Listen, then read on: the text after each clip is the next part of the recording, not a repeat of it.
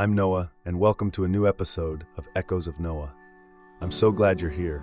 Before we begin, take a moment, get comfortable. Whether you're commuting, jogging, or just unwinding with a cup of tea, this is your time, a time to breathe, to reflect, and to settle in. Today's piece is something close to my heart.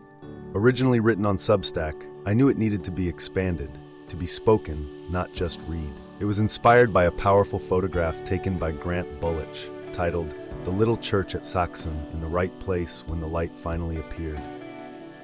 If you haven't seen it yet, I'll include a link so you can experience it yourself. And as I wrote this, one song played in the background, shaping the mood, the flow, and the depth of my thoughts. Hallelujah by Noah Kahan. It carried me through, and maybe it'll do the same for you.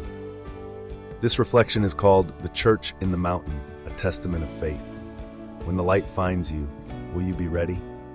There are moments when something grips you, stops you, holds you still.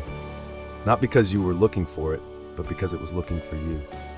That's what happened when I saw Grant Bulloch's photograph of this little church standing there, bold in the face of the mountain. The world keeps moving, keeps pushing, keeps rushing. But this church does not move. It stands. It has stood for who knows how long, and it will keep standing because it was built for this, for the wind, for the weight, for the time.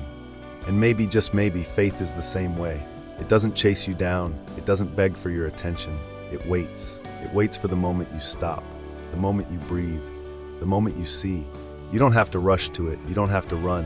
But you do have to decide. Because faith, true faith, will not force you, but it will always be there, waiting. Look at the photograph. Really look at it. The mountains rise like ancient sentinels, dark and unmoving. They are vast, overwhelming, seemingly eternal. And yet, in the valley below, a small white church stands, unshaken, unbowed. The contrast is stark, the immovable and the steadfast. The mountain is grand, but the church is resilient. In life, storms come, winds howl. We feel small against the weight of the world. But faith does not bow. Faith stands, and in the shadow of great trials, it shines the brightest. Faith is like that church. It does not falter in the presence of the impossible. It does not crumble when surrounded by darkness. It remains, waiting, standing, unwavering. I think about the times I felt small, the moments when the weight of life pressed against me, when I wasn't sure if I could keep moving forward. Maybe you've felt that too. Maybe you've had days where doubt felt louder than hope, where uncertainty loomed over you like those towering mountains. But faith is that quiet, steady presence. It doesn't force itself on you, but it also never leaves.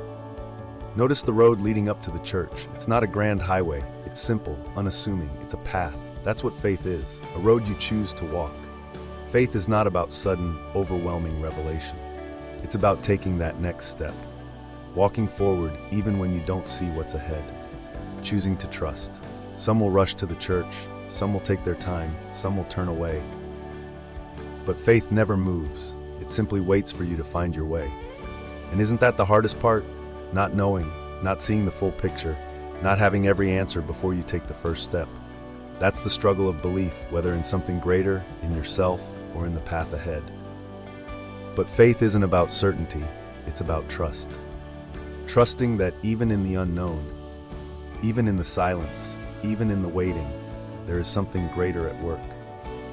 I wasn't expecting a spiritual experience when I saw this image, but I found one anyway. As I stared at the photograph, Noah Kahan's song, Hallelujah, played in my mind. You scream with your hands raised, you scream to the sky.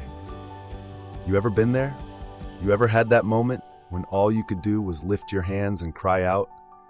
Maybe not even knowing what you were reaching for, but knowing that you needed something beyond yourself. And that's the thing about faith. It doesn't need you to have all the answers. It doesn't need you to come perfect. It doesn't even need you to understand. It just asks that you show up. If you do, if you take the road that leads to it, faith will meet you there.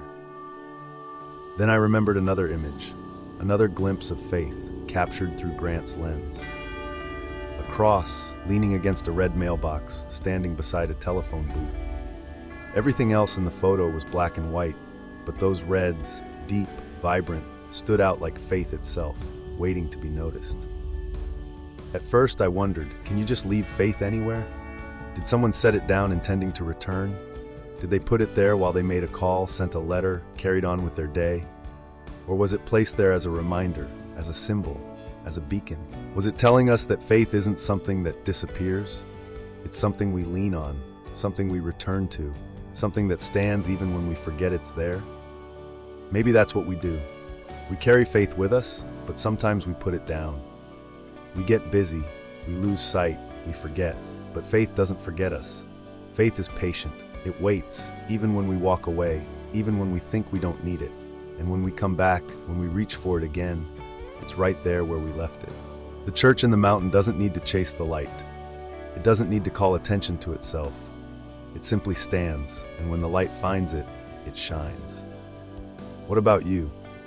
When faith calls your name, will you answer? Because it's there, waiting. Always has been, always will be. Thank you for spending this time with me. I hope this piece spoke to you in some way, gave you something to think about, or even just a moment to breathe.